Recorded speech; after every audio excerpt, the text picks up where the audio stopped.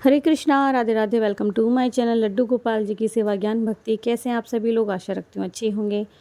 तो आज हम इस वीडियो में जानने वाले हैं सावन में आने वाली पुत्रदायी एकादशी के बारे में। जी हाँ, इस दिन भगवान विष्णु की पूजा की जाती है। इसी दिन नहीं, प्रत्येक एकादशी के दिन और रोज़ आप भगवान विष्णु की पूजा कर सकते हैं। व्रत के दौरान खान पान के कुछ नियम की पालना करनी होती है। एकादशी व्रत की पालना करनी होती है। तो चलिए वीडियो की तरफ जाते हैं। हर महीने की कृष्ण पक्ष और शुक्ल पक्ष एकादशी तिथि के दिन सभी लोग व्रत रखते हैं, पर अधिकतर रखा जाता है शुक्ल पक्ष की एकादशी के दिन। और प्रत्येक एकादशी पर हम भगवान विष्णु की विधि विधान से पूजा करते हैं, लक्ष्मी जी सहित। तो ये सावन का महीना चल रहा है और एकादशी तिथि है। इस पर हमें श्री हरि और माँ लक्ष्मी दोनों के ही साथ में पूजा करनी चाहिए। अगर आप पुत्रदा एकादशी का व्रत रख रहे हैं संतान प्राप्ति के लिए, तो आप ज़रूर से विधि विधान का ध्यान रखें। मान्यता ये भी है कि नियम की पालना ना करने से साधक पुण्य की प्राप्ति से वंचित रह जाता है। आइए अब हम पुत्रदा एकादशी के बारे में जानते हैं कि क्या खाएं, क्या ना खाएं, और मुहूर्त क्या है, पारण कब करें, या तिथि कब से शुरू हो रही है। चलिए चलते हैं। पुत्रदा एकादशी में या किसी भी एकादशी में चावल का सेवन नहीं करना है। यानी कि प्रत्येक एकादशी पर चावल ना तो बनाते हैं घर में, ना ही खाया जाता है। हाँ, लेकिन चावल से बनी किसी भी वस्तु का भोग अगले दिन यानी द्वादशी के दिन भगवान प्रभु को लगाया जाता है और इसके बाद में ही व्रत खोला जाता है। इसके अलावा अन्न और नमक का सेवन भी वर्जित होता है। धार्मिक मान्यता ये भी है कि एकादशी के दिन चावल खाने से इंसान योनि से च्युत होकर अगला जन्म रेंगने वाले किसी जीवन की कोई जीव की योनि में चले जाता है। तो इसीलिए आप कोशिश करें कि इस दिन अन्न का त्याग करें। साथ ही जातक को सात्विक चीज़ों को ग्रहण करने के बारे में बताया जाता है। कहा जाता है लहसुन, प्याज, मसूर की दाल और मांस का सेवन नहीं करना चाहिए। सात्विक विचार और सात्विक भोजन ग्रहण करने चाहिए। सावन महीने की शुक्ल पक्ष की एकादशी की जो तिथि है वो कब से शुरू हो रही है वो जानते हैं। 15 अगस्त को सुबह 10:26 पर प्रारंभ हो जाएगी और ये तिथि 16 अगस्त को सुबह 9:39 तक रहने वाली है। ऐसे में आप सावन महीने में जो पुत्रदा एकादशी पड़ रही है उसका व्रत 16 अगस्त को रखें। जैसा कि मैं हर बार बताती हूँ कि कोई भी व्रत हो उदया तिथि से शुरू होता है, ठीक है।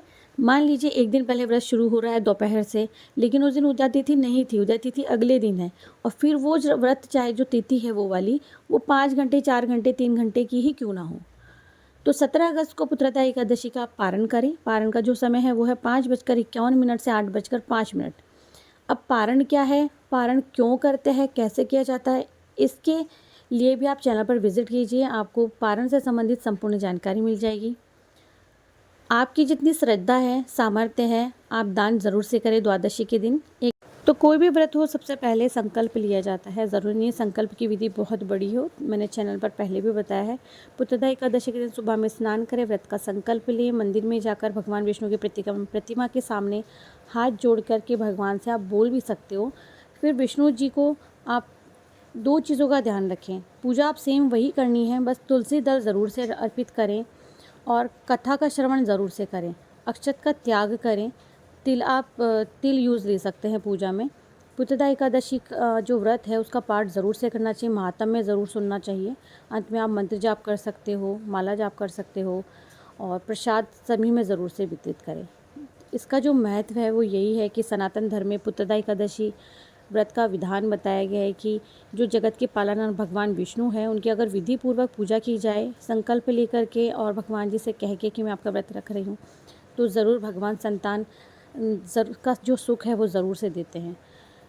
तो अब इसकी जो कथा है उसका श्रवण कर लेते हैं, और मैं हमेशा साथ ही में इस कथा सुना देती हूँ, तो आप वीडियो को स्किप मत किया कीजिए।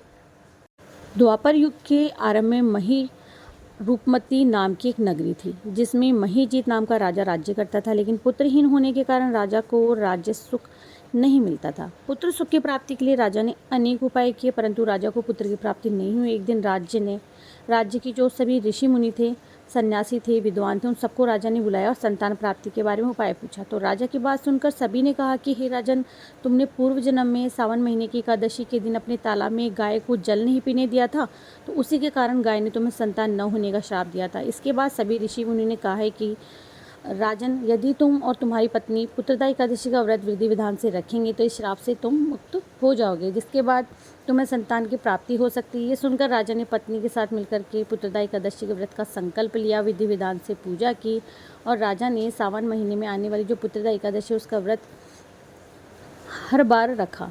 और ऐसे कहते हैं कि इस व्रत के प्रभाव से अगर कोई श्राप भी लगा हो आपको तो भी उससे भी आप मुक्त हो जाते हो। तो जिसके बाद उसकी पत्नी गर्भवती हो गई और तेजस्वी पुत्र की प्राप्ति हुई। राजा बहुत प्रसन्न हुआ। तब से कहा जाता है कि प्रत्येक पुत्रदा एकादशी व्रत का ज़रूर से पालन करना चाहिए। जो साधक मन से ये व्रत करता है श्रद्धा के साथ में, जो निसंतान होता है संतान की प्राप्ति उसे ज़रूर से होती है। तो ये थी संतान प्राप्ति वाली जो पुत्रदा एकादशी है उसकी व्रत कथा। कोई भी एकादशी हो, सबसे पहले तो ध्यान रखिए कि ब्रह्म मुहूर्त में उठ करके स्नान करना है, साफ़ सफाई का ध्यान रखना है, सात्विक विचार, सात्विक आहार ग्रहण करने हैं, तामसिक भोजन जैसे लहसुन, प्याज, मांस, मसूर, चना, उड़द और चावल, इन सबसे दूर रहना है, यानी कि यूज़ नहीं करना है। सोने से पहले यानी कि एक दिन पहले ही, जैसे कि कल एकादशी का व्रत है तो एक रात पहले ही आपको अपने दांतों को साफ़ कर लेना है। अगले दिन आप झूठी ब्रश अपने मुँह में नहीं ले सकते हो, हाँ कुल्ला कर सकते हैं। तो सोने से पहले श्रीहरि का ध्यान ज़रूर से करें, कीर्तन करें और कुछ नियम होते हैं जिनकी पालना करनी होती है, जैसे कि जो भी कोई व्रती है, व्रत करने वाला है, और किसी की निंदा ना करे, झूठ ना बोले, भगवान हरि का ध्यान करें, जाप में लीन रहें और पूजा का संकल्प ज़रूर से लेना चाहिए। तामसिक चीज़ों का प्रयोग नहीं करना चाहिए। कोशिश करें कि दान पुण्य जितना सामर्थ्य है उतना ज़रूर करें। काम, झूठ, क्रोध, बुराई इनसे बचें। अगर आप वैवाहिक जीवन में हैं तो ब्रह्मचर्य का पालन करें, हरि का भजन करें, कीर्तन करें। घर में कीर्तन ज़रूरी नहीं है कि बहुत सारे लोग मिलकर कीर्तन करें, आप स्वयं से भी कीर्तन कर सकते हैं।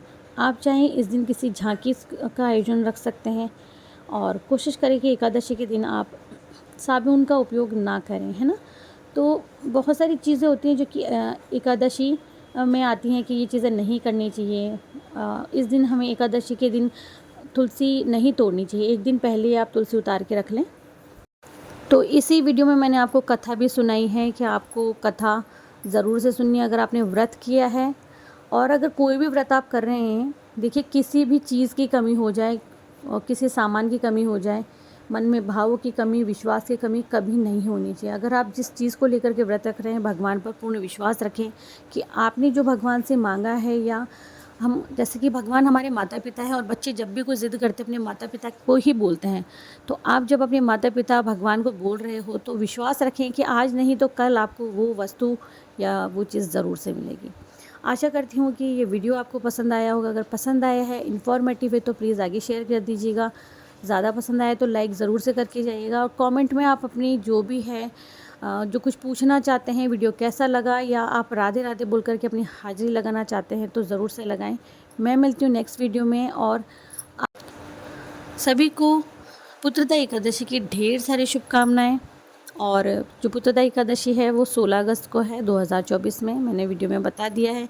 कई लोग वीडियो को स्किप करके देखते हैं तो दोबारा से बताया, पारण और मुहूर्त वगैरह सब कुछ बताया, तो आप वीडियो को बिना स्किप किए हुए ध्यान से सुनिएगा। हरे कृष्णा, राधे राधे।